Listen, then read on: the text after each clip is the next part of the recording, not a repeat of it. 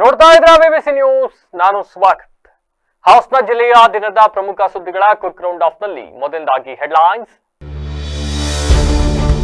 ಅರಸೀಕೆರೆ ಶಾಲೆಗಳಿಗೆ ಟಿವಿ ಖರೀದಿಯಲ್ಲಿ ಬೃಹತ್ ಭ್ರಷ್ಟಾಚಾರ. 22,200 ರೂಪಾಯಿ ಟಿವಿಗಳಿಗೆ 55,000 ರು ಪಾವತಿ ಆರೋಪ. ಸಮಗ್ರ ತನಿಖೆಗೆ ಆಗ್ರಹ. ಸುಳ್ಳು ಪ್ರಕರಣ ದಾಖಲಿಸಿದ ಆರೋಪ. ವಕೀಲರಿಂದ ಕಲಾಪ ಬಹಿಷ್ಕಾರ. ಹಳೆಬೀಡು ಪಿಎಸ್ಐ ವಿರುದ್ಧ ಕ್ರಮಕ್ಕೆ ಆಗ್ರಹ. ನುಗ್ಗೇಹಳ್ಳಿ ಡಿಸಿಸಿ ಬ್ಯಾಂಕ್ನಲ್ಲಿ ಭಾರೀ ಅವ್ಯವಹಾರ. ಖಾತೆದಾರರಿಂದ ಧರಣಿ ಪ್ರತಿಭಟನೆ. ಸರ್ಕಾರದ ವಿವಿಧ ಯೋಜನೆಗಳ ಹಣ ಹಾಗೂ ಗಿರವಿ ಚಿನ್ನ ನಾಪತ್ತೆ. ವಾಲ್ಮೀಕಿ ಅಭಿವೃದ್ಧಿ ನಿಗಮದ ಅಕ್ರಮ ಆರೋಪ. ನಾಗೇಂದ್ರ ರಾಜೀನಾಮೆಗೆ ಒತ್ತಾಯಿಸಿ ಬಿಜೆಪಿಯಿಂದ ನಿರಂತರ ಪ್ರತಿಭಟನೆ. ಎಚ್ಚರಿಕೆ. ಬಿಜೆಪಿ ಜಿಲ್ಲಾಧ್ಯಕ್ಷ ಸಿದ್ದೇಶ್ ನಾಗೇಂದ್ರ ಹೇಳಿಕೆ. ಮಾಜಿ ಶಾಸಕ ದಿವಂಗತ ರುದ್ರೇಶ್ ಗೌಡ್ರ ವಿರುದ್ಧ ಆರೋಪಕ್ಕೆ ಖಂಡನೆ. ಶಿವರಾಮ್ ಹೇಳಿಕೆಯಿಂದ ಕುಟುಂಬಕ್ಕೆ ನೋವು. ಸಹೋದರರ ಕೃಷ್ಣೇಗೌಡ ಬೇಸರ.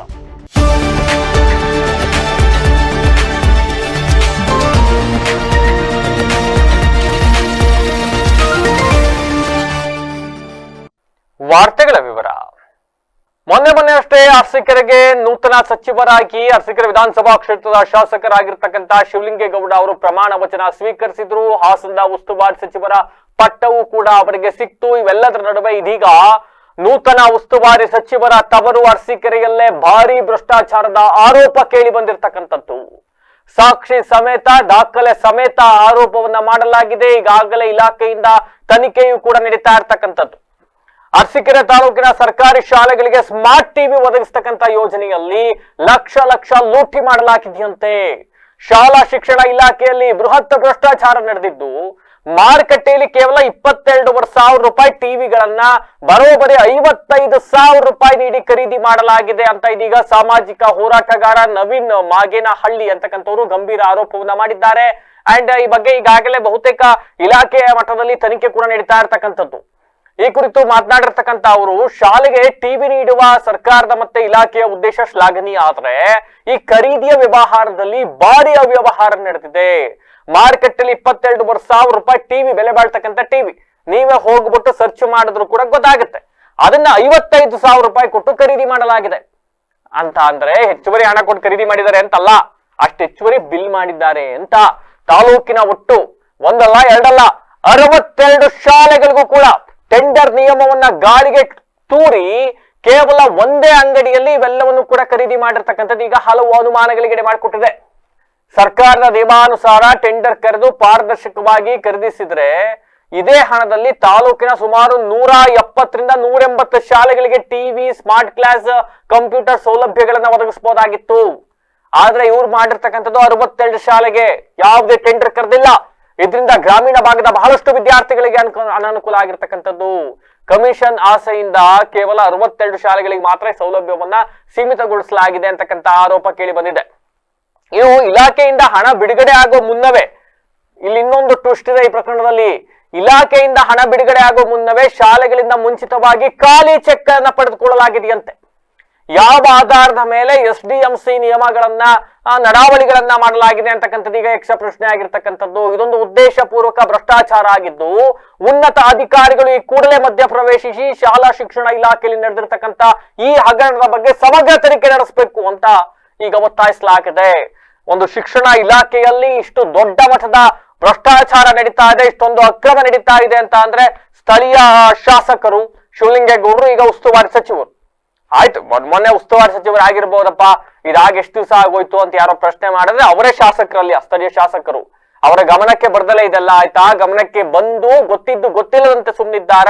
ಐ ಡೋಂಟ್ ನೋ ಯಾಕೆ ಇವೆಲ್ಲ ಆಗಿದೆ ಅಂತ. ಬಟ್ ಸ್ಟಿಲ್ ನಾನೇ ನೋಡಿದ್ರೆ ಅರಸೀಕೆರೆಯಲ್ಲಿ ಸ್ವಾಗತ ಕಾರ್ಯಕ್ರಮಕ್ಕೆ ಸ್ಕೂಲ್ ಮಕ್ಕಳನ್ನೆಲ್ಲ ಕರ್ಕೊಂಡ್ಬಂದು ನಿಯಮ ಬಾಹಿರವಾಗಿ ನಿಲ್ಸ್ಕೊಳ್ತೀರಿ. ಇಲ್ಲಿ ನೋಡಿದ್ರೆ ಈ ಬೆನ್ನಲ್ಲೇ ಶಿಕ್ಷಣ ಇಲಾಖೆಯಲ್ಲಿ ಲಕ್ಷಾಂತರ ರೂಪಾಯಿ ಲೂಟಿ ಮಾಡಾಕಿದ್ದಾರೆ. 62 ಶಾಲೆ, 22,000 ರೂಪಾಯಿ ಟಿವಿ, 55,000 ಕೊಟ್ಟು ಖರೀದಿ ಮಾಡ್ಕೊಂಡ್ ಬಂದಿದ್ದಾರೆ. ಯಾವುದೇ ಟೆಂಡರ್ ಆಗಿಲ್ಲ, ಒಂದೇ ಅಂಗಡಿಯಲ್ಲಿ ಖರೀದಿ ಮಾಡಿದ್ದಾರೆ ಅವೆಲ್ಲವನ್ನು ಕೂಡ. ಇದ್ರ ನಡುವೆ ನಮಗೆ ಇಲ್ಲಿ ಕಾಣ್ತಕ್ಕಂಥದ್ದು ಚೆಕ್ಗಳನ್ನ ಇಲಾಖೆಯಿಂದ ಹಣ ಬಿಡುಗಡೆ ಹಾಕಿಂತ ಮುಂಚೆನೆ ಸ್ಕೂಲ್ ಹತ್ರ ಅವ್ರ ಹತ್ರ ಚೆಕ್ ಬರ್ಸಿಟ್ಕೊಂಡಿದ್ದಾರೆ. ಯಾರು ಮಾಡಿದ್ರು, ಯಾರಿದ್ರು ಸೂತ್ರಧಾರಿ, ಇವೆಲ್ಲದ್ರ ಬಗ್ಗೆ ಈಗ ತನಿಖೆ ನಡೀತಾ ಇದೆ. ಈ ಯಾರ್ಯಾರಿದ್ರಲ್ಲಿ ಭಾಗಿಯಾಗಿದ್ದಾರೋ ಅವ್ರ ವಿರುದ್ಧ ಶಿಸ್ತು ಕ್ರಮ ಆಗಬೇಕು ಅನ್ನೋದು ಸಾರ್ವಜನಿಕರ ಒತ್ತಾಯ. ನಮಸ್ತೆ ಸ್ನೇಹಿತರೆ, ನನ್ನ ಹೆಸರು ನವೀನ್ ಮಾಗೇನಹಳ್ಳಿ ಅಂತ, ಸಾಮಾಜಿಕ ಹೋರಾಟಗಾರ. ನೀವು ಸ್ವಲ್ಪ ದಿನಗಳಿಂದ ನೋಡ್ತಾ ಇರ್ಬೋದು ಇದನ್ನು ಹೋರಾಟನ. ಅರಸೀಕೆರೆ ತಾಲೂಕಲ್ಲಿ ಶಿಕ್ಷಣ ಇಲಾಖೆಯ ಒಂದು ಭ್ರಷ್ಟಾಚಾರವನ್ನು ಹೇಳಲಾಗಿತ್ತು. ನಿಮಗೆ ಗೊತ್ತಿರ್ತಕ್ಕಂಥ ವಿಷಯನೇ ಹೇಳ್ತಾ ಇದ್ದೀನಿ. ಶಾಲೆಗಳಿಗೆ ಟಿ ವಿ ಕೊಟ್ಟಿರುವುದಕ್ಕೆ ಒಂದು ಶ್ಲಾಘನೀಯವಾದಂತಹ ಒಂದು ಅಭಿನಂದನೆಗಳು.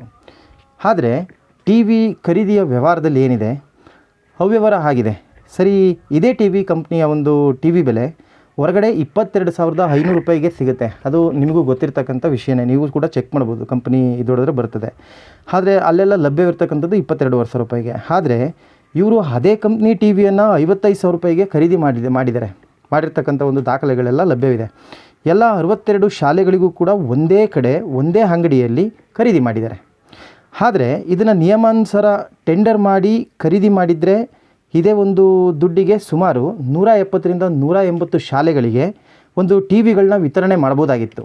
ಆಗ ಇದೇ ಒಂದು ಕಂಪ್ಯೂಟರ್ ತರಗತಿ ಇರ್ಬೋದು, ಒಂದು ಟಿ ವಿ, ಒಂದು ಸ್ಮಾರ್ಟ್ ಕ್ಲಾಸ್ ಇರ್ಬೋದು, 170ರಿಂದ 180 ಶಾಲೆಗಳಿಗೆ ಅನುಕೂಲವಾಗೋದು. ಎಲ್ಲ ವಿದ್ಯಾರ್ಥಿಗಳಿಗೂ ಕೂಡ ಇದರಿಂದ ತುಂಬ ಉಪಯೋಗ ಆಗ್ತಾಯಿತ್ತು. ಆವಾಗ ಅಷ್ಟು ಶಾಲೆಗಳ ಮಕ್ಕಳು ಕೂಡ ಈ ಸೌಲಭ್ಯನ ಪಡಿತಾ ಇದ್ದರು. ಸ್ನೇಹಿತರೆ, ಇವರು ಭ್ರಷ್ಟಾಚಾರ ಮಾಡಬೇಕು ಅಂತ ಉದ್ದೇಶದಿಂದಲೇ ಇಲಾಖೆಯಿಂದ ಹಣ ಬಿಡುಗಡೆಗೆ ಮುಂಚಿತವಾಗಿ ಶಾಲೆಗಳಿಂದ ಖಾಲಿ ಚೆಕ್ಗಳನ್ನ ಪಡೆದುಕೊಂಡಿದ್ದಾರೆ. ಆದರೆ ಯಾಕೆ ಖಾಲಿ ಚೆಕ್ಕನ್ನು ಪಡಿಬೇಕಾಗಿತ್ತು? ಹೌದಲ್ವಾ? ಹಣ ಬಿಡುಗಡೆ ಮುಂಚಿತವಾಗಿಯೇ ಕೂಡ ಎಸ್ ಡಿ ಎಮ್ ಸಿ ನಡಾವಳಿ ಹಂಗೇನೆ ಯಾವ ಆಧಾರದ ಮೇಲೆ ಮಾಡಿದ್ರು? ನೀವೇ ಅದನ್ನು ಯೋಚನೆ ಮಾಡಿ. ಈ ಥರ ಒಂದು ಭ್ರಷ್ಟಾಚಾರ ನಡೆದಿರೋದ್ರಿಂದ ಈ ಒಂದು ಶಾಲಾ ಶಿಕ್ಷಣ ಇಲಾಖೆಯಲ್ಲಿ ಇದ್ರ ಬಗ್ಗೆ ತನಿಖೆ ಆಗಬೇಕು. ಸರಿ, ಇದು ಎಲ್ಲ ಶಾಲೆಗಳಿಗೂ ಕೂಡ ಉಪಯೋಗ ಆಗ್ತಾಯಿತ್ತು. ಇದೇ 22,000 ರೂಪಾಯಿದ್ದು ಟಿ ವಿಯನ್ನು 55,000 ರೂಪಾಯಿ ಕೊಟ್ಟು ಖರೀದಿ ಮಾಡತಕ್ಕಂಥ ಅವಶ್ಯಕತೆ ಏನಿತ್ತು ಅನ್ನೋದ್ರ ಬಗ್ಗೆ ನಾವು ಮುಂದೆ ನೋಡಬೇಕಾಗಿತ್ತು. ವಕೀಲ ಪ್ರದೀಪ್ ಅವರ ವಿರುದ್ಧ ಹಳೆಬೀಡು ಪೊಲೀಸ್ ಠಾಣೆಯ ಸಬ್ ಇನ್ಸ್ಪೆಕ್ಟರ್ ಮಂಜುನಾಥ್ ಅವರು ವಿನಾಕಾರಣ ಸುಳ್ಳು ಪ್ರಕರಣ ದಾಖಲಿಸಿದ್ದಾರೆ ಅಂತ ಆರೋಪಿಸಿ ಬೇಲೂರು ವಕೀಲರ ಸಂಘ ತೀವ್ರ ಆಕ್ರೋಶವನ್ನು ವ್ಯಕ್ತಪಡಿಸಿದೆ. ಈ ಹಿನ್ನೆಲೆಯಲ್ಲಿ ವಕೀಲರು ನ್ಯಾಯಾಲಯದ ಕಲಾಪಗಳನ್ನ ಬಹಿಷ್ಕರಿಸಿ ಪ್ರತಿಭಟನೆಯನ್ನ ನಡೆಸಿ ಪೊಲೀಸ್ ಇನ್ಸ್ಪೆಕ್ಟರ್ ಅವರಿಗೆ ಮನವಿಯನ್ನ ಸಲ್ಲಿಸಿದ್ರು. ಈ ಕುರಿತು ಮಾತನಾಡಿದ ಬೇಲೂರು ವಕೀಲರ ಸಂಘದ ಅಧ್ಯಕ್ಷ ಕೆಎಲ್ ನಟರಾಜ್ ಅವರು, ವಕೀಲ ಪ್ರದೀಪ್ ಅವರು ಘಟನೆ ನಡೆದ ಸಂದರ್ಭದಲ್ಲಿ ನ್ಯಾಯಾಲಯದ ಕಲಾಪದಲ್ಲಿ ಹಾಜರಿದ್ರು. ಇದಕ್ಕೆ ಸಂಬಂಧಿಸಿದಂತೆ ನ್ಯಾಯಾಲಯದ ದಾಖಲೆಗಳು ಹಾಗೂ ವಕಾಲತ್ತು ಸೇರಿದಂತೆ ಸೂಕ್ತ ದಾಖಲೆಗಳು ಲಭ್ಯವಿದ್ರು ಕೂಡ ಅವರ ವಿರುದ್ಧ SC/ST ಕಾಯ್ದೆಯಡಿ ಪ್ರಕರಣ ದಾಖಲಿಸಿರ್ತಕ್ಕಂಥದ್ದು ಖಂಡನೀಯ. ಸುಳ್ಳು ದೂರು ಹಾಗೂ ಅಫಿಡವಿಟ್ ಆಧರಿಸಿ ಪ್ರಕರಣ ದಾಖಲಿಸಿರ್ತಕ್ಕಂಥ ಬಗ್ಗೆ ಸೂಕ್ತ ತನಿಖೆಯನ್ನು ನಡೆಸಿ ಸತ್ಯಾಂಶವನ್ನ ಹೊರತರಬೇಕು ಅಂತ ಆಗ್ರಹಿಸಿದರು. ಕಳೆದ ತಿಂಗಳು 30ರಂದು ವಕೀಲ ಪ್ರದೀಪ್ ಅವರು ನ್ಯಾಯಾಲಯದ ಕೆಲಸದಲ್ಲಿ ನಿರತರಾಗಿದ್ದ ಸಂದರ್ಭದಲ್ಲಿ ಅವರ ದೊಡ್ಡಪ್ಪನ ಮಗ ಸಿದ್ದಪ್ಪ ಹಾಗೂ ಗ್ರಾಮದ ನಿವಾಸಿ ಮಲ್ಲಪ್ಪ ಅವರ ಮೇಲೆ ಹಲ್ಲೆ ನಡೆಸಿ ಜಾತಿ ನಿಂದನೆ ಮಾಡಿದ್ದಾರೆ ಅಂತ ಆರೋಪಿಸಿ ದೂರು ನೀಡಲಾಗಿದೆ. ಆದ್ರೆ ಈ ಘಟನೆ ನಡೆದ ಸಮಯದಲ್ಲಿ ಪ್ರದೀಪ್ ನ್ಯಾಯಾಲಯದಲ್ಲೇ ಕರ್ತವ್ಯ ನಿರ್ವಹಿಸ್ತಾ ಇದ್ರು ಎಂಬುದಕ್ಕೆ ದಾಖಲೆಗಳಿದ್ದಾವೆ ಅಂತ ಇದೀಗ ವಕೀಲರ ಸಂಘ ತಿಳಿಸಿರ್ತಕ್ಕಂಥದ್ದು. ಈ ಕುರಿತು ವಕೀಲ ಪ್ರದೀಪ್ ಕೂಡ ಮಾತನಾಡಿದ್ದಾರೆ. ಹಳೆಬೀಡು PSI ಮಂಜುನಾಥ್ ಅವರು ಉದ್ದೇಶಪೂರ್ವಕವಾಗಿ ತಮ್ಮ ವಿರುದ್ಧ ಜಾತಿ ನಿಂದನೆ ಪ್ರಕರಣವನ್ನು ದಾಖಲಿಸಿ ತಮ್ಮ ಗೌರವಕ್ಕೆ ಧಕ್ಕೆ ತರಲು ಪ್ರಯತ್ನಿಸಿದ್ದಾರೆ ಅಂತ ಆರೋಪಿಸಿದ್ರು. ಇನ್ನು ಪ್ರಕರಣದ ಕುರಿತು ಕಾನೂನುಬದ್ಧ ತನಿಖೆ ನಡೆಸಿ ನ್ಯಾಯ ಒದಗಿಸಬೇಕು ಅಂತ ವಕೀಲರ ಸಂಘಕ್ಕೆ ಮನವಿಯನ್ನು ಕೂಡ ಮಾಡಲಾಗಿದೆ. ಇನ್ನು ವಕೀಲರ ಸಂಘದ ಪ್ರತಿನಿಧಿಗಳು ಮಾತನಾಡಿ, ಸಂಘದ ಸದಸ್ಯರ ವಿರುದ್ಧ ಅನ್ಯಾಯವಾಗಿ ಪ್ರಕರಣ ದಾಖಲಿಸಿ ಕಿರುಕುಳವನ್ನು ನೀಡಲಾಗಿದೆ ಅಂತ ಇವತ್ತು ಕಲಾಪಗಳನ್ನ ಬಹಿಷ್ಕರಿಸಿ ಸಂಬಂಧಪಟ್ಟ ಅಧಿಕಾರಿಗಳು ಪ್ರಕರಣವನ್ನ ನಿಷ್ಪಕ್ಷಪಾತವಾಗಿ ತನಿಖೆ ನಡೆಸಿ ಸೂಕ್ತ ಕ್ರಮ ಕೈಗೊಳ್ಳಬೇಕು ಅಂತ ಒತ್ತಾಯಿಸಿದರು. ಈ ಸಂದರ್ಭದಲ್ಲಿ ವಕೀಲರ ಸಂಘದ ಪ್ರಧಾನ ಕಾರ್ಯದರ್ಶಿ ಸುನೀಲ್, ವಕೀಲರಾದ CM ಪೃಥ್ವಿ, ರತೀಶ್, ಲೋಕೇಶ್, ಶ್ರೀನಿಧಿ, ಭೂಮಿಕಾ ಸೇರಿದಂತೆ ಇನ್ನೂ ಹಲವು ವಕೀಲರು ಹಾಜರಿದ್ದರು. ಪ್ರದೀಪ್ ಅಂತ, ನಾನು ಬೇಲೂರು ವಕೀಲ ಸಂಘದಲ್ಲಿ ಸುಮಾರು 5 ವರ್ಷಗಳಿಂದ ಕಾರ್ಯನಿರ್ವಹಿಸ್ತಾ ಬರ್ತಾ ಇದ್ದೀನಿ. ದಿನಾಂಕ 30ನೇ ತಾರೀಕಲ್ಲಿ ನಾನು ಕೋರ್ಟಲ್ಲಿ ಕಾರ್ಯಕಲಾಪಗಳಲ್ಲಿ ತೊಡಗಿದಂಥ ಸಂದರ್ಭದಲ್ಲಿ ನಮ್ಮ ದೊಡ್ಡಪ್ಪನವರಾದ ಮಳಸಿದ್ದಪ್ಪ ಮತ್ತು ನಮ್ಮ ಗ್ರಾಮದ ರಂಗನಕೊಪ್ಪಲು ನಿವಾಸಿಯಾದ ಮರಳಪ್ಪರವರು ನಾನು ಅವ್ರ ಮೇಲೆ ಹಲ್ಲೆ ಮಾಡಿಬಿಟ್ಟು ಜಾತಿ ನಿಂದನೆ ಮಾಡಿದ್ದೀನಿ ಅಂತ ಅಂದ್ಬಿಟ್ಟು ನನ್ನ ಮೇಲೆ ಸುಳ್ಳು ಪ್ರಕರಣ ದಾಖಲಿಸಿದ್ದಾರೆ. ಹಳೆಬೀಡಿನ ಮಂಜುನಾಥ್ PSI ಅವರು ಉದ್ದೇಶಪೂರ್ವಕವಾಗಿ ನನ್ನ ಮೇಲೆ ಜಾತಿ ನಿಂದನೆ ಕೇಸ್ ಹಾಕ್ಬಿಟ್ಟು ನನ್ನ ಗೌರವಕ್ಕೆ ಧಕ್ಕೆ ತರಬೇಕು ಅನ್ನೋ ಉದ್ದೇಶನ ಇಟ್ಕೊಂಡಿದ್ದಾರೆ ಸರ್. ಹಾಗಾಗಿ ನನಗೆ ಕಾನೂನು ರೀತಿ ಸಹಕರಿಸಬೇಕು ಅಂದ್ಬಿಟ್ಟು ನಮ್ಮ ವಕೀಲ ಸಂಘದ ಅಧ್ಯಕ್ಷರಿಗೆ ನಾನು ಮಾಹಿತಿ ಕೊಟ್ಟಿದ್ದೆ. ಅದಕ್ಕೋಸ್ಕರ ಇವತ್ತು ಪ್ರತಿಭಟನೆಯಲ್ಲಿ ತೊಡಗ್ತಾ ಇದ್ದೀವಿ ಸರ್. A1 ಆರೋಪಿ ಪ್ರದೀಪ್ ಅಂತ ನನ್ನನ್ನು, A2 ಆರೋಪಿ ನಮ್ಮ ತಂದೆಯವರು ಭೀಮಲಿಂಗಪ್ಪ ಅಂತ, A3 ಆಗಿ ನಮ್ಮ ತಾಯಿಯವರಾದ ಭಾರತಿ AP ಅಂತ, A4 ಆಗಿ ನಮ್ಮ ದೊಡ್ಡಪ್ಪನವರಾದ ಕೈಲಾಸಪ್ಪನವ್ರ ಮೇಲೆ ಮಾಡಿದ್ದಾರೆ. ನಾವು ನಮ್ಮ ತಾಯಿಯವ್ರ ಮೇಲೆ ಅವರೇ ಹರಾಸ್ಮೆಂಟ್ ಮಾಡಿದ್ರು. ಅದಕ್ಕೆ ಕಂಪ್ಲೇಂಟ್ ಕೊಡೋಕೆ ಹೋದ ಸಂದರ್ಭದಲ್ಲಿ ನಮ್ಮ ತಾಯಿಯವ್ರಿಗೆ ಎದುರಿಸಿ ಕಳಿಸಿದ್ದಾರೆ. ನಿಮ್ಮ ಮಗ ವಕೀಲ ಆದ್ರೇನು, ಅವನ ಮೇಲೆ ಜಾತಿ ನಿಂದನೆ ಕೇಸ್ ಹಾಕ್ಬಿಟ್ಟು ಅವನ್ನ ಜೈಲಿಗೆ ಹಾಕ್ತೀವಿ, ನಿಮ್ಮ ಮೇಲೂ ಕೂಡ ನಾವು ಕಾನೂನು ರೀತಿ ಕ್ರಮ ಕೈಗೊಳ್ತೀವಿ ಅಂದ್ಬಿಟ್ಟು ಎದುರಿಸಿ ಬೆದರಿಸಿ ಕಳಿಸಿದ್ದಾರೆ. ವಕೀಲ ಸಂಘದ ಸದಸ್ಯರಾದಂತಹ ಪ್ರದೀಪ್ ವಿರುದ್ಧ ಹಳೇಬೀಡು ಸಬ್ ಇನ್ಸ್ಪೆಕ್ಟರ್ ಮಂಜುನಾಥ್ರವರು ವಿನಾಕಾರಣ ಅವ್ರನ್ನ ಸಿಲುಕಿಸಬೇಕು ಅಂತ ಹೇಳ್ಬಿಟ್ಟು ಅವರು ಕೋರ್ಟಲ್ಲಿ ವರ್ಕ್ ಮಾಡ್ತಿದ್ದ ಸಮಯದಲ್ಲಿ 10:45 ಸಮಯದಲ್ಲಿ ಅವರು ಯಾರೋ ಮರುಳಪ್ಪ ಅಂತವರಿಂದ ಕಂಪ್ಲೇಂಟ್ ತಗೊಂಡು ಒಂದು ಅಟ್ರಾಸಿಟಿ ಇದನ್ನ ಕೇಸ್ ರಿಜಿಸ್ಟರ್ ಮಾಡಿದ್ದಾರೆ. ಅದು 10:45 ಸಮಯದಲ್ಲಿ ಅವರು ಕೋರ್ಟ್ ವರ್ಕ್ ಮಾಡೋದ ಬಗ್ಗೆ ಡಾಕ್ಯುಮೆಂಟ್ ನಮ್ಮ ಹತ್ರ ಇದೆ. ಅವತ್ತು ವಕಾಲತ್ ಹಾಕಿ ಅವ್ರು ಫುಲ್ ಡೇ ಕೋರ್ಟಲ್ಲಿದ್ದಾರೆ. ಅವರಲ್ಲಿ ಗಲಾಟೆಯಲ್ಲಿ ಅವರು ಇದ್ದಾರೆ, ಅವರೇ A1 ಮಾಡ್ಬಿಟ್ಟು ಅವರು ಹೊಡೆದ್ರು ಅಂತ ಹೇಳ್ಬಿಟ್ಟು ಸುಳ್ಳು ಆಪಾದನೆಯಿಂದ ಅವರೇ ಕಂಪ್ಲೇಂಟನ್ನು ಸೃಷ್ಟಿಸ್ಕೊಬಿಟ್ಟು ಇವ್ರ ಮೇಲೆ ಕೇಸ್ ಮಾಡಿದ್ದಾರೆ. ಅದರಿಂದ ನಮ್ಮ ವಕೀಲ ಸಂಘ ತೀರ್ಮಾನ ಮಾಡಿ ಅದ್ರ ಬಗ್ಗೆ ಉಗ್ರ ಹೋರಾಟ ಮಾಡಬೇಕು ಅಂತ ತೀರ್ಮಾನಿಸಿ ನಾವು ಇವತ್ತಿನ ದಿವಸ ಸರ್ಕಲ್ ಇನ್ಸ್ಪೆಕ್ಟರ್ ಮೆಮೊರಾಂಡಮ್ ಕೊಟ್ಟು SP ಆಫೀಸ್ಗೂ ಸಹ ಹೋಗ್ಬಿಟ್ಟು ನಮ್ಮನ್ನು ಒಂದು ಮೆಮೊರಾಂಡಮ್ ಕೊಡ್ತಾ ಇದ್ದೀವಿ. ಅದಕ್ಕೂ ಅವರು ಏನು ಕ್ರಮ ಕೈಗೊಳ್ಳಲಿಲ್ಲ ಅಂದರೆ ಮುಂದಿನ ದಿನದಲ್ಲಿ ಉಗ್ರ ಹೋರಾಟ ಕೈಗೊಳ್ತೀವಿ ಅಂತ ನಾವು ಈ ಮೂಲಕ ತಿಳಿಸ್ತೇವೆ. ಇವತ್ತು ನ್ಯಾಯಾಲಯದಿಂದ ಹೊರಗುಳಿದಿದ್ದು ನಾವು ಇವತ್ತೆಲ್ಲ ಕಾರ್ಯಕಲಾಪನ ಹೊರಗುಳಿದು ಇವತ್ತು ನಾವು ಪ್ರತಿಭಟನೆ ಮಾಡ್ತೀವಿ. ಚನ್ನರಾಯಪಟ್ಟಣ ತಾಲೂಕಿನ ನುಗ್ಗೇಹಳ್ಳಿಯ ಜಿಲ್ಲಾ ಸಹಕಾರಿ ಬ್ಯಾಂಕ್ ಅಂದ್ರೆ DCC ಬ್ಯಾಂಕ್ ಇಲ್ಲಿ ನಡೆದಿದೆ ಅನ್ನಲಾದ ಭಾರೀ ಅವ್ಯವಹಾರವನ್ನ ಖಂಡಿಸಿ ಸಾರ್ವಜನಿಕರು ಮತ್ತೆ ವಿವಿಧ ಪರ ಸಂಘಟನೆಗಳ ಮುಖಂಡರು ಬ್ಯಾಂಕಿನ ಮುಂಭಾಗದಲ್ಲಿ ಪ್ರತಿಭಟನೆ ನಡೆಸಿದ್ರು. ಬ್ಯಾಂಕ್ನಲ್ಲಿ ಖಾತೆದಾರರ ಹಣ, ರೈತರ ಪ್ರಧಾನಮಂತ್ರಿ ಫಸಲ್ ಭೀಮಾ ಯೋಜನೆ ಪರಿಹಾರದ ಹಣ, ವೃದ್ಧಾಪ್ಯ ವೇತನ ಮತ್ತೆ ಸರ್ಕಾರದ ವಿವಿಧ ಯೋಜನೆಗಳ ಅನುದಾನದ ಹಣವನ್ನ ಸಂಪೂರ್ಣವಾಗಿ ಇಲ್ಲಿ ಹಣವೇ ಇಲ್ವಂತ ಇವತ್ತೆಲ್ಲ ಮಾಯ ಆಗೋಗ್ಬಿಟ್ಟಿದೆ ಅಂತ. ಇದ್ರ ಜೊತೆಗೆ ಗ್ರಾಹಕರು ಸಾಲ ಪಡೆಯಕ್ಕೆ ಇಟ್ಟಿದ್ರಲ್ಲ, ಗಿರ್ವಿ ಇಟ್ಟಿದ್ರಲ್ಲ ಚಿನ್ನಾಭರಣ, ಅವುಗಳನ್ನು ಸಹ ಬ್ಯಾಂಕಿನಲ್ಲಿ ಇವತ್ತು ಕಾಣಿಸ್ತಾ ಇಲ್ವಂತೆ. ಈ ತರದೊಂದು ಆತಂಕಕಾರಿ ಪರಿಸ್ಥಿತಿ ನಿರ್ಮಾಣ ಆಗಿದೆ ಅಂತ ಪ್ರತಿಭಟನಾಕಾರರು ಇದೀಗ ಆಕ್ರೋಶವನ್ನು ವ್ಯಕ್ತಪಡಿಸಿದ್ದಾರೆ. ಹೋರಾಟಗಾರರ ಹಾಗೂ ಸಮಾಜ ಸೇವಕ ನಂದನ್ ಅಂತಕ್ಕಂಥವ್ರು ಮಾತನಾಡಿದ್ದಾರೆ. ಈ ಎಲ್ಲ ವ್ಯವಹಾರಗಳಿಗೆ ಬ್ಯಾಂಕಿನ ವ್ಯವಸ್ಥಾಪಕರು ಹಾಗೂ ಜಿಲ್ಲಾಧ್ಯಕ್ಷರೇ ನೇರ ಕಾರ್ಯಕರ್ತರಾಗಿದ್ದಾರೆ ಅಂತ ಆರೋಪಿಸಲಾಗಿದೆ. ಇನ್ನು ಈ ಕೂಡಲೇ ಜಿಲ್ಲಾ ಉಸ್ತುವಾರಿ ಸಚಿವರು, ಸಹಕಾರಿ ಸಚಿವರು ಮತ್ತೆ ಜಿಲ್ಲಾ ಸಂಘ ಸಂಸ್ಥೆಗಳ ನೋಂದಣಿ ಅಧಿಕಾರಿಗಳು ಸ್ಥಳಕ್ಕೆ ಆಗಮಿಸಿ ಪರಿಶೀಲನೆ ನಡೆಸಬೇಕು ಹಾಗೂ ತಪ್ಪಿತಸ್ಥರ ವಿರುದ್ಧ ಕಠಿಣ ಕಾನೂನು ಕ್ರಮ ಕೈಗೊಳ್ಳಬೇಕು ಅಂತ ಒತ್ತಾಯಿಸಿದ್ದಾರೆ.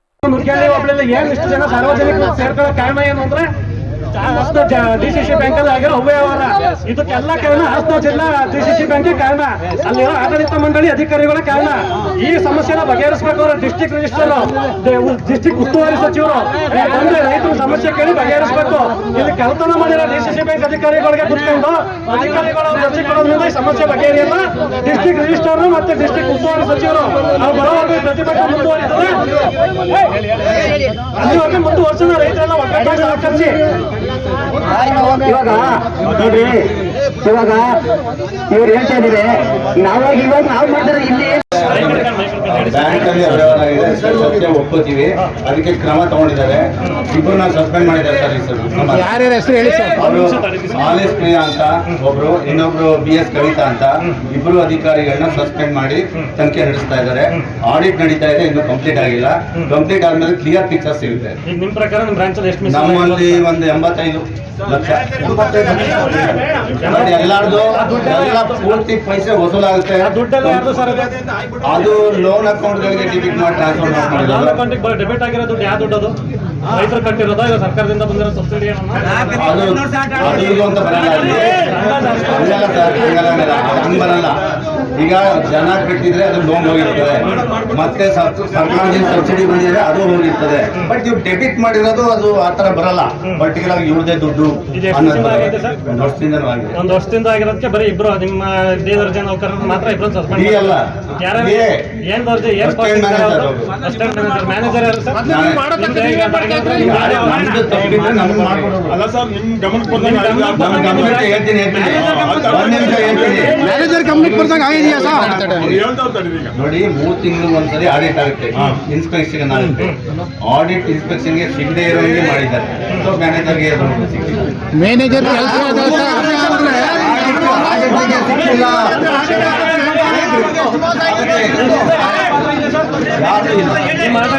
ಯಾರು ಇಲ್ಲ, ಅವರೇ ಇಬ್ಬರೇ ವರ್ಕ್ ಮಾಡಿದ್ದಾರೆ. ನಾವಿದ್ರೆ ನೇರವಾಗಿ ಅವರೇ ಹೇಳಿದ್ದಾರೆ, ಯಾರ್ದು ಪಾತ್ರ ಇಲ್ಲ ಇಲ್ಲಿ. 85 ಲಕ್ಷ ಅದನ್ನು ವಸೂಲು ಮಾಡಿದೆ.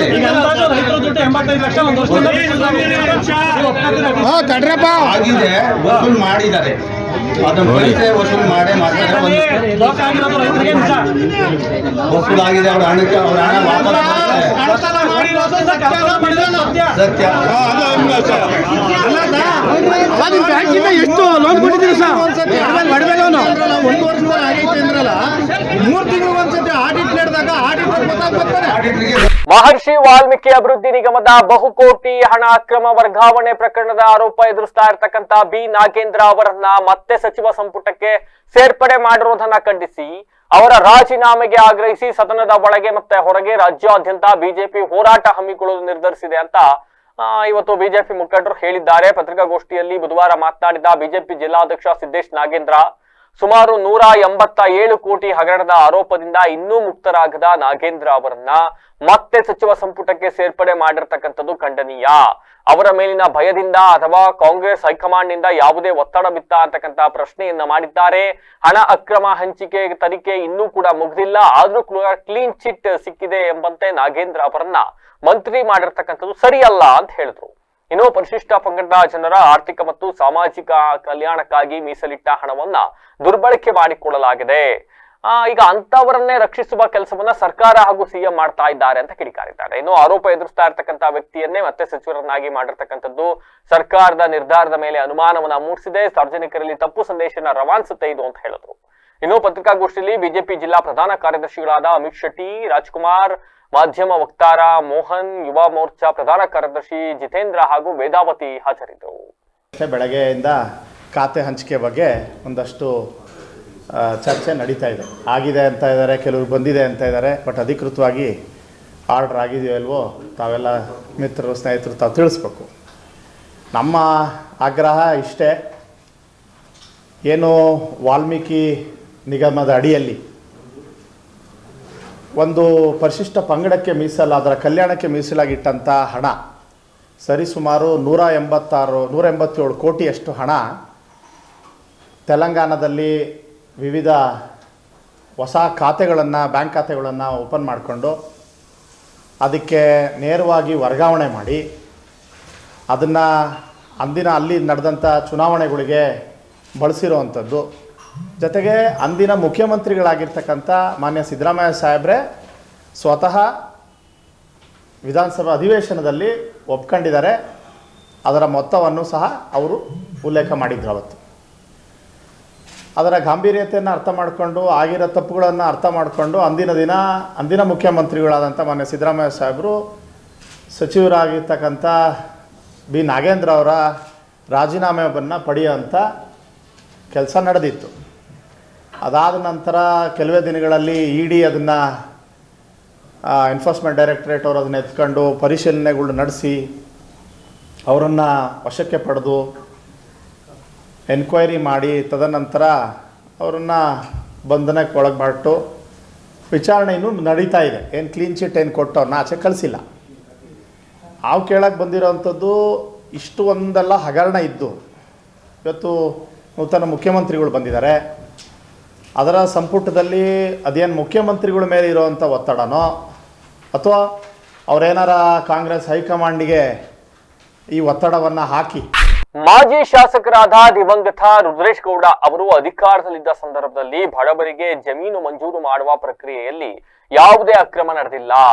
ಅಧಿಕಾರಿಗಳ ವರದಿ ಹಾಗೂ ಪರಿಶೀಲನೆಯ ಆಧಾರದ ಮೇಲೆಯೇ ಫಲಾನುಭವಿಗಳಿಗೆ ಜಮೀನು ಮಂಜೂರನ್ನ ಮಾಡಲಾಗ್ತಾ ಇತ್ತು ಅಂತ ಕಾಂಗ್ರೆಸ್ ಮುಖಂಡ ಹಾಗೂ ರುದ್ರೇಶ್ ಗೌಡ ಅವರ ಸಹೋದರ ಕೃಷ್ಣೇಗೌಡ ಅವರು ಶಿವರಾಮ್ ಆರೋಪಕ್ಕೆ ತಿರುಗೇಟನ್ನ ನೀಡಿದ್ದಾರೆ. ಶಿವರಾಮ್ ಯಾರು ಅಂದ್ರೆ ಬಿಜೆಪಿ ಮುಖಂಡರು. ಬೇಲೂರಿನಲ್ಲಿ ನಡೆದ ಪತ್ರಿಕಾಗೋಷ್ಠಿಯಲ್ಲಿ ಮಾತನಾಡಿ, ನೂತನ ಜಿಲ್ಲಾ ಉಸ್ತುವಾರಿ ಸಚಿವ ಶಿವಲಿಂಗೇಗೌಡರು ಬರ ಅಧ್ಯಯನಕ್ಕೆಂದು ತಾಲೂಕಿಗೆ ಭೇಟಿ ನೀಡಿದ ಸಂದರ್ಭದಲ್ಲಿ ಮಾಜಿ ಸಚಿವ ಬಿ ಶಿವರಾಮ್ ಅವರು ರುದ್ರೇಶ್ ಗೌಡ ಅವರ ಅವಧಿಯಲ್ಲಿ ಅವರು ಶಾಸಕರಾಗಿದ್ದ ಸಂದರ್ಭದಲ್ಲಿ ಬಗರ್ ಹುಕುಂ ಸಮಿತಿ ಅಧ್ಯಕ್ಷರಾಗಿದ್ದ ಸಂದರ್ಭದಲ್ಲಿ ಅತಿ ಹೆಚ್ಚು ಭ್ರಷ್ಟಾಚಾರ ನಡೆದಿದೆ. ಇದು ನೂತನ ಸಚಿವರಿಗೆ ಈ ತರದೊಂದು ಸುಳ್ಳು ಮಾಹಿತಿಯನ್ನು ನೀಡಿದ್ದು, ಜಮೀನು ಕೋರಿ ಬಂದ ಅರ್ಜಿಗಳನ್ನ ಸಲ್ಲಿಸಿದ್ದ ಅರ್ಜಿದಾರರ ಅರ್ಜಿಯನ್ನ ಅಧಿಕಾರಿಗಳು ಪರಿಶೀಲಿಸ್ತಾ ಇದ್ರು.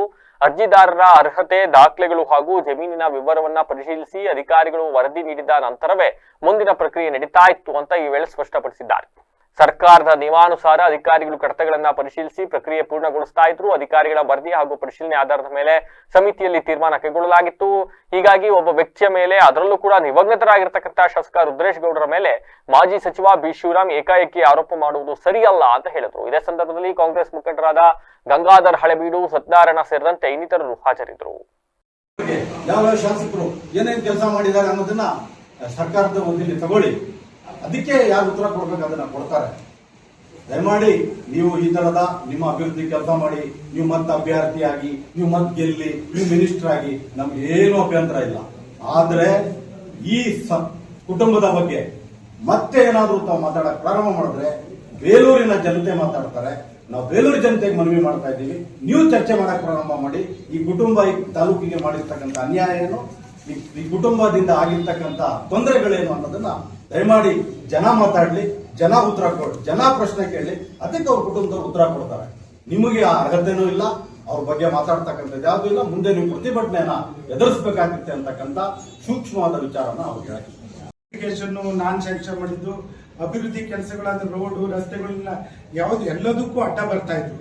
ಅವರಿಗೆ ಮಾನಸಿಕವಾಗಿ ರುದ್ರೇಶ್ ಗೌಡ್ರಿಗೆ ಅವಾಗ್ಲೇ ಅವರು MLA ಆದ್ರೂ ಅವ್ರ ಬಗ್ಗೆ ಒಂದು ಇಲ್ಲದ ಸಲ್ಲದ ಅವುಗಳನ್ನೆಲ್ಲ ಹೇಳ್ಕೊಂಡ್ ಬಂದ್ಬಿಟ್ಟು ಅವ್ರನ್ನ ಮಾನಸಿಕವಾಗಿ ಹಿಂಸೆ ಮಾಡಿ ಅವರು ಆದಷ್ಟು ಬೇಗ ಅವರ ನೋವಿನಿಂದಲೇ ಆದಷ್ಟು ಬೇಗ ಅವ್ರು ನಾವು ಕಳ್ಕೊಂಡ್ಬಿಟ್ಟು ಅಷ್ಟಂತಲೇ ಅವಾಗ ಅಂದಿನ ಎತ್ತಿನೊಳೆ ಬಂದಾಗ ಯಾವಾಗ ಬಂತು ಅಂದ್ರೆ ಎತ್ತಿನೊಳೆದು ಬೇಲೂರು ಬಿಟ್ಟೋಗಿತ್ತು 2017ರಲ್ಲಿ.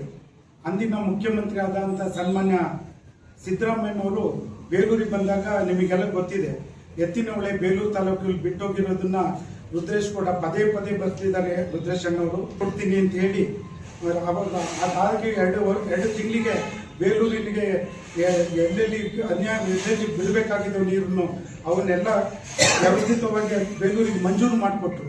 ಅದು ರುದ್ರೇಶ್ ಅಣ್ಣರ ಇದು. ಇನ್ನೂ ಅವರು ಮಾಡಿರುವಂತ ACC ಪ್ರಧಾನ ಕಾರ್ಯದರ್ಶಿಗಳು ಈ ಶಿವರಾಮ್ ಅವರು ಡಿಪ್ಯೂಟೆಡ್ ಕ್ಯಾಂಡಿಡೇಟ್ ಬೇಲೂರಿನ ಇವರು ಹೆಚ್ಚಿನ ಅವ್ಯವಹಾರ, ಹೆಚ್ಚಿನ ಏನು ಭ್ರಷ್ಟಾಚಾರ ಆಗಿರೋದು ರುದ್ರೇಶ್ ಗೌಡರ ಕಾಲದಲ್ಲಿ ಅಂತ ಏನು ಹೇಳಿಕೆ ಕೊಟ್ಟಿದ್ದಾರೆ, ಆ ವಿಚಾರವಾಗಿ ಇವತ್ತು ಪತ್ರಿಕಾ ಮಾಧ್ಯಮದಲ್ಲಿ ಪತ್ರಿಕಾಗೋಷ್ಠಿನ ಕರೆದಿದ್ದೀವಿ. ರುದ್ರೇಶ್ ಗೌಡ್ರ ಬಗ್ಗೆ ಅವರು ತಿಳ್ಕೊಂಡಿದ್ದಾರೋ ಇಲ್ವೋ ಗೊತ್ತಿಲ್ಲ. ರುದ್ರೇಶ್ ಗೌಡರು ಅವ್ರ ಫ್ಯಾಮಿಲಿ ಈ ಬೇಲೂರಿನ ತಾಲೂಕಿನ ಕೊಡುಗೈ ದಾನಿಗಳು. ಸುಮಾರು 40-50 ವರ್ಷದಿಂದ ವೈಡಿ ನಂಜೇಗೌಡರು ಆದಿಚುಂಚನಗಿರಿಗೆ ದಾನ ಮಾಡಿದಂಥ ನಿದರ್ಶನಗಳಿದೆ. ಅದೇ ರೀತಿ YDT ಕಾಲೇಜಿನ ಜಾಗವನ್ನು ಕೊಟ್ಟಂತ ನಿದರ್ಶನ ಇದೆ. ಅದೇ ರೀತಿ ಏನು ಸರ್ಕಾರಿ ಆಸ್ಪತ್ರೆಗಳಿದೆ ಅದನ್ನು ನಿದರ್ಶನ ಮಾನ್ಯ ರುದ್ರೇಶ್ ಗೌಡರು ಮತ್ತು ಅವರ ಕುಟುಂಬಸ್ಥರು ಮಾಡಿದ್ದಾರೆ. ಅಂಥವ್ರ ಬಗ್ಗೆ ಇವತ್ತು ಅವರು ಪಾಪ ನಿಧನರಾಗಿ ಹೋಗಿದ್ದಾರೆ. ಅವ್ರ ಬಗ್ಗೆ ಇವರು ಹೇಳುವಂತ ಅವಶ್ಯಕತೆ ಇರಲಿಲ್ಲ. ಆದರೂ ಇದು ದ್ವೇಷದ ರಾಜಕಾರಣ ಮಾನ್ಯ ಶಿವರಾಮಣ್ಣವರು ಮಾಡ್ತಾ ಇರೋಂಥದ್ದು. ಯಾರಾದರೂ ಬದುಕಿದ್ದಾಗ ಆರೋಪಗಳನ್ನ ಮಾಡಿ ಅವರು ಭ್ರಷ್ಟರು, ಅವರು ಆ ಥರ ಮಾಡಿದ್ದಾರೆ ಈ ಥರ ಮಾಡಿದ್ದಾರೆ ಅಂತೇಳಿ ಹೇಳಿದ್ರೆ ಅದನ್ನ ನಾವು ಅರ್ಥ ಮಾಡ್ಕೊಳ್ತಿದ್ದು. ಇವರು ವೈಯಕ್ತಿಕವಾಗಿ ಇವರು ಸೋಲ್ತಂತ ವಿಚಾರನ ಮನಸ್ಸಲ್ಲಿ ಇಟ್ಕೊಂಡು ಆ ಕುಟುಂಬದ ಬಗ್ಗೆ ರುದ್ರೇಶ್ ಗೌಡ್ರ ಕಾಲದಲ್ಲಿ ಹೆಚ್ಚಿನ ಒಂದು ಭ್ರಷ್ಟಾಚಾರ, ಅವ್ಯವಹಾರ ಬಗರುಕೊಂಡು ಅಂತ ಹೇಳ್ಬಿಟ್ಟು ಹೇಳಿದ್ದಾರೆ. ಇವರು ಕಾಂಗ್ರೆಸ್ ಪಕ್ಷದ ನಾಯಕರುಗಳನ್ನೇ ಕಾಂಗ್ರೆಸ್ ಪಕ್ಷದ ಶಿವರಾಮಣ್ಣವರೇ ತೇಜಾವಧ ಮಾಡೋದು ಇವ್ರದ್ದು ಮೊದಲ ಆದ್ಯತೆ. ನೋಡಿ, ಲಿಂಗೇಶ್ ಅಣ್ಣವರು JDS, ರುದ್ರೇಶ್ ಗೌಡರು ಕಾಂಗ್ರೆಸ್. ಇವರು ಯಾರನ್ನು ಹೊಗಳುತ್ತಾರೆ? ಲಿಂಗೇಶ್ ಅಣ್ಣನ ಹೊಗಳುತ್ತಾರೆ, ರುದ್ರೇಶ್ ಗೌಡರನ್ನ ತೆಗಳುತ್ತಾರೆ. ಈ ತರ ಮನಸ್ಥಿತಿ ಏನು ಕಾಂಗ್ರೆಸ್ನ ಬೇಲೂರಿಗೆ ಬಂದು 8-9 ವರ್ಷ ಆಯ್ತು. 8-9 ವರ್ಷದಿಂದಲೂ ಸಹ ಇವರು ಕಾಂಗ್ರೆಸ್ ಪಕ್ಷನ ಒಡೆದು ಆಳುವ. ಈಗ ಮತ್ತೊಮ್ಮೆ ಹೆಡ್ಲೈನ್ಸ್. ಅರಸೀಕೆರೆ ಶಾಲೆಗಳಿಗೆ ಟಿವಿ ಖರೀದಿಯಲ್ಲಿ ಬೃಹತ್ ಭ್ರಷ್ಟಾಚಾರ. 22,200 ರೂಪಾಯಿ ಟಿವಿಗಳಿಗೆ 55,000 ರು ಪಾವತಿ ಆರೋಪ. ಸಮಗ್ರ ತನಿಖೆಗೆ ಆಗ್ರಹ. ಸುಳ್ಳು ಪ್ರಕರಣ ದಾಖಲಿಸಿದ ಆರೋಪ. ವಕೀಲರಿಂದ ಕಲಾಪ ಬಹಿಷ್ಕಾರ. ಹಳೆಬೀಡು PSI ವಿರುದ್ಧ ಕ್ರಮಕ್ಕೆ ಆಗ್ರಹ. ನುಗ್ಗೇಹಳ್ಳಿ DCC ಬ್ಯಾಂಕ್ನಲ್ಲಿ ಭಾರೀ ಅವ್ಯವಹಾರ. ಖಾತೆದಾರರಿಂದ ಧರಣಿ ಪ್ರತಿಭಟನೆ. ಸರ್ಕಾರದ ವಿವಿಧ ಯೋಜನೆಗಳ ಹಣ ಹಾಗೂ ಗಿರವಿ ಚಿನ್ನ ನಾಪತ್ತೆ. ವಾಲ್ಮೀಕಿ ಅಭಿವೃದ್ಧಿ ನಿಗಮದ ಅಕ್ರಮ ಆರೋಪ. ನಾಗೇಂದ್ರ ರಾಜೀನಾಮೆಗೆ ಒತ್ತಾಯಿಸಿ ಬಿಜೆಪಿಯಿಂದ ನಿರಂತರ ಪ್ರತಿಭಟನೆ. ಎಚ್ಚರಿಕೆ. ಬಿಜೆಪಿ ಜಿಲ್ಲಾಧ್ಯಕ್ಷ ಸಿದ್ದೇಶ್ ನಾಗೇಂದ್ರ ಹೇಳಿಕೆ. ಮಾಜಿ ಶಾಸಕ ದಿವಂಗತ ರುದ್ರೇಶ್ ಗೌಡ್ರ ವಿರುದ್ಧ ಆರೋಪಕ್ಕೆ ಖಂಡನೆ. ಶಿವರಾಮ್ ಹೇಳಿಕೆಯಿಂದ ಕುಟುಂಬಕ್ಕೆ ನೋವು. ಸಹೋದರರ ಕೃಷ್ಣೇಗೌಡ ಬೇಸರ. ಇದಾಗಿ ತುತ್ತಿನ ವಿಶೇಷ. ನಿರಂತರ ಸುದ್ದಿಗಾಗಿ ನೋಡ್ತಾ ಇರಿ BBC TV, ಸತ್ಯದ ಕಡೆ ನಮ್ಮ ನಡೆ.